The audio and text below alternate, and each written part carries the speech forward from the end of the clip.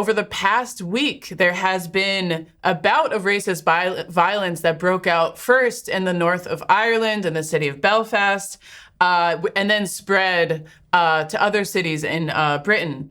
And the racist riots, which are, this isn't the first time we've seen this in the UK, but it was supposedly took place in response to the video of a stabbing committed by a Sudanese migrant.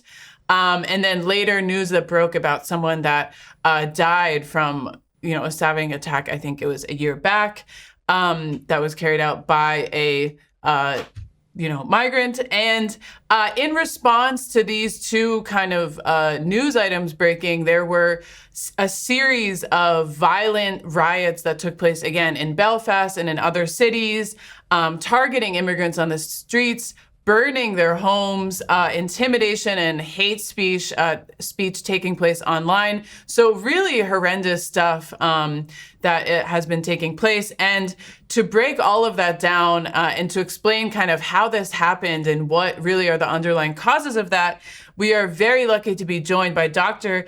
Edward Anderson. He is an assistant professor at Northumbria University and senior fellow at SOAS, University of London. Ed, thank you so much for joining us. Thanks very much. It's nice to speak to you both. Great. So, our viewership largely located in North America perhaps has not been as in tune to what did take place and has been taking place across Britain and the north of Ireland. Can you give us a bit of a recap of what took place and what actually gave rise to these violent incidents? Sure. So the racist violence, the riots, obviously are part of a much longer trajectory. But in terms of what's happened in the immediate past, what we saw was two unconnected, terrible attacks on innocent civilians, one taking place in Southampton in the very south of England at the end of May, the other taking place on the 8th of June in Northern Ireland. And the first attack took place, it was a Polish-British student called Henry Nowak, who was attacked and killed by a British Sikh man. And then not long afterwards, on the 8th of June, there was an attempted murder, allegedly by a Sudanese immigrant. And both of these awful attacks were immediately jumped upon by the far right, were manipulated, were turned into the kind of whipping up of tensions and ultimately violent far right rioting in both Southampton and in Northern Ireland, and attacks on the police, and attacks that drove people from their homes.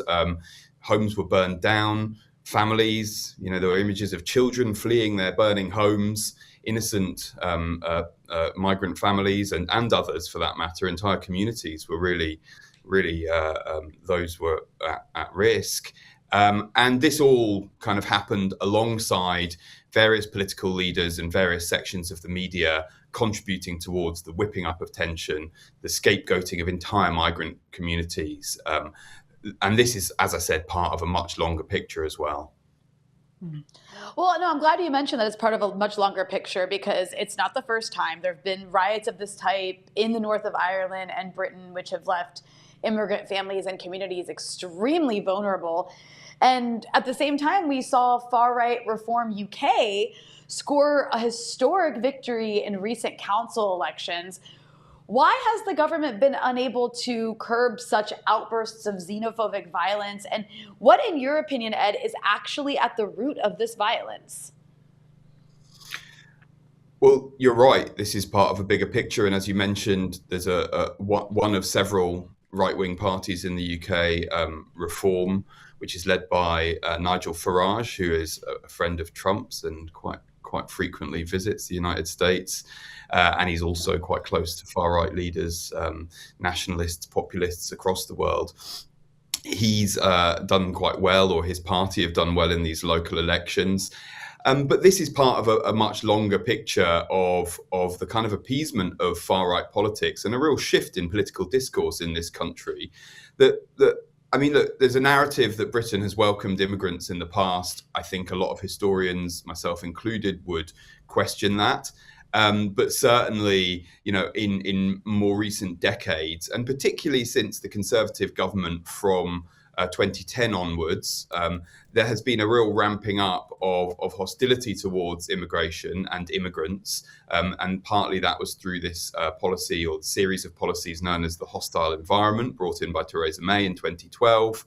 And then subsequently, a lot of the campaigning around the Brexit campaign, Brexit, the leaving of the European Union, which took place in 2016. That also, of course, Nigel Farage, who you see on the screen, was a central figure in that. That also involved a lot of scapegoating of migrants, a lot of anti-immigrant and racist rhetoric.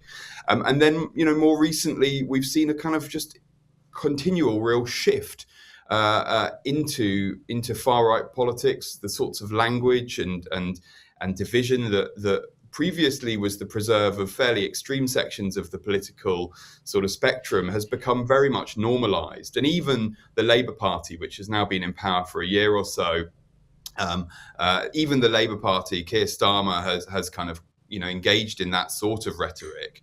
And it's become much more mainstream. So this is part of a much bigger picture of racist violence and racist rhetoric that hasn't really been effectively shut down, and in fact is often valorized and sort of legitimized by the media and other parts of the kind of political establishment as well.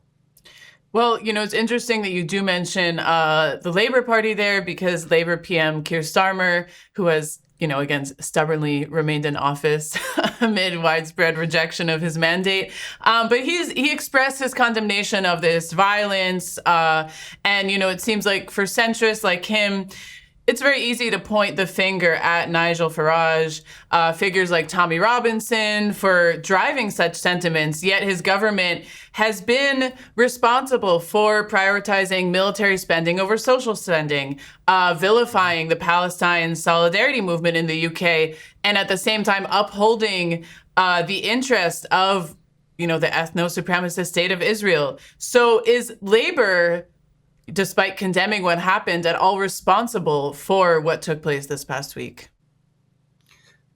Yes. I mean, I think in short, one could say that. I mean, if one thinks about it in a longer sort of historical trajectory. So yes, Labour and Starmer have been quite forthright, rather uncharacteristically forthright in condemning the racist anti-immigrant rhetoric that we've seen and the violence on the streets as well. So that has been shut down by the government in a relatively sort of frank way. However, if you go back even just a year, we have Keir Starmer calling Britain an island of strangers due to immigration. Remember, Starmer came into power after the sort of the left of the party had been crushed, and Jeremy Corbyn, who obviously has a much more sympathetic view to immigration and multiculturalism, after he had been deposed. And Starmer went about essentially establishing the Labour Party as being the antithesis of everything Corbyn stood for. And that extended to immigration. And he's really tried to kind of appease the far right. He's tried to share their legitimate concerns on immigration. And really attempted to sort of stem the flow of votes from the Labour Party to more right-wing political parties, including the Conservatives and the Reform, even though he managed to win an enormous majority in the election. So arguably he had a mandate that didn't require that, although I suppose part of his campaign was fairly anti-immigration. So I think one can certainly blame the kind of government in certain respects for, I think, legitimizing, mainstreaming, normalizing that sort of position and failing to make a more robust defense of multiculturalism and the sort of values of tolerance and unity and solidarity that many people see as quite a fundamental part of what the Labour Party, or at least the Labour movement, has stood for in this country for well over a century. It's there's so many parallels to the situation in the U.S. in terms of the way that, the Democratic Party, is responsible for so many of the same policies that Republicans carry out when they're in power, but just take to another level, and like ratchet up to like that fascist level. And also help mainstream the kind of bigotry, exactly what you're talking about. But also there's this element of, obviously white nationalists are going to be white nationalists, right? They're always going to be xenophobic. But there's this element in the US that we have where there are waves of migration that are taking place specifically because of US policies across places like Latin America. I think Europe is more impacted by the policies the US and the Europeans who follow enact across the Middle East and Africa, because a lot of refugees from those places end up in Europe. And I'm just curious if there's anybody politically relevant in the UK making that connection. Like, obviously, we are all for tolerance and multiculturalism, and we shouldn't be treating immigrants or people who aren't white in a negative way. But on top of that, like, the people who are the most virulently xenophobic are also the one destroying and destabilizing so many countries and other parts of the world that are creating waves of migration in the first place. And I guess that's more a comment than a question. But yeah, is that conversation happening in the UK? That's my question. I think it is to some extent. I mean, whether or not that's percolated into a more mainstream discourse is another matter. I think there are certainly people having that conversation, and of course, there's a longer story there, which is one of colonialism and the impact of imperialism. I mean, the product of not just racism and even the concepts of race itself, but also immigration and the flows of people and the kind of dislocation of peoples that coincided with imperialism and decolonization. These are things that have led Britain to be the country it is in terms of its demographic makeup. The former leader of the Race Relations Institute in the UK, A. Sivanandan, put this best when he said, "We are here because you were there." So I think there clearly is a connection there. And I would also like to draw one other connection, which is, with these kind of global, I've spoken about a kind of wider network of far right and anti-immigrant sort of sentiment and politics. And that's quite clearly not just national, but global as well. And it's closely connected up with the US in many senses too. With Trump, of course, various US politicians have made extremely unhelpful and incendiary comments in relation to the recent tensions in the UK. And of course, Elon Musk, and other sort of people on the sort of fascist spectrum have also engaged in that sort of rhetoric as well. Musk, I think, has been using his platform to say that civil war is inevitable. So clearly, there's lots of influences going on there that's leading to this sort of division.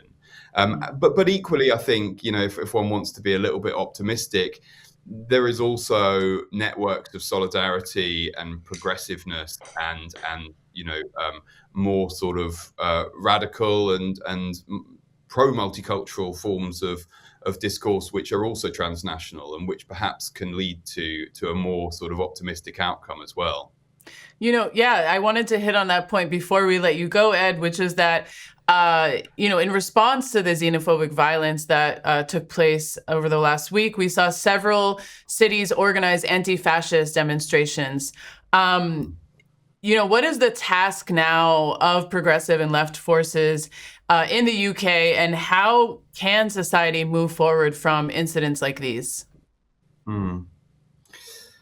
Well, the task is obviously solidarity, unity, the politics of progress and peace, and loving your neighbour. And clearly, if we follow those sorts of tenets, we're going to live in a place we're going to live in societies and communities that are much better to live in than ones in which we're sowing division and hatred and hostility. We have seen, tens and hundreds of thousands of people out on the street, either calling for unity in this country or calling for justice for victims of violence and oppression in Palestine and other parts of the world.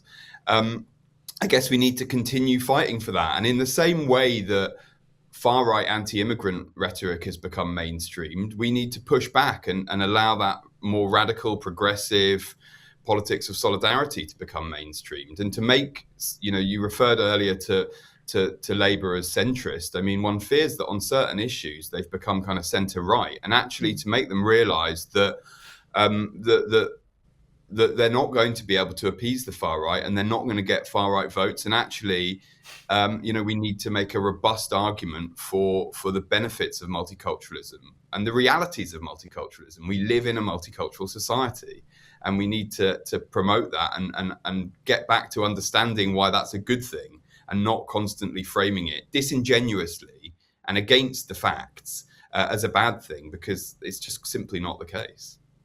Well, Dr. Edward Anderson, thank you so much for joining us and breaking all of this down, and we hope to see you back on Breakthrough Live very soon. Thanks so much. It's great talking to you both.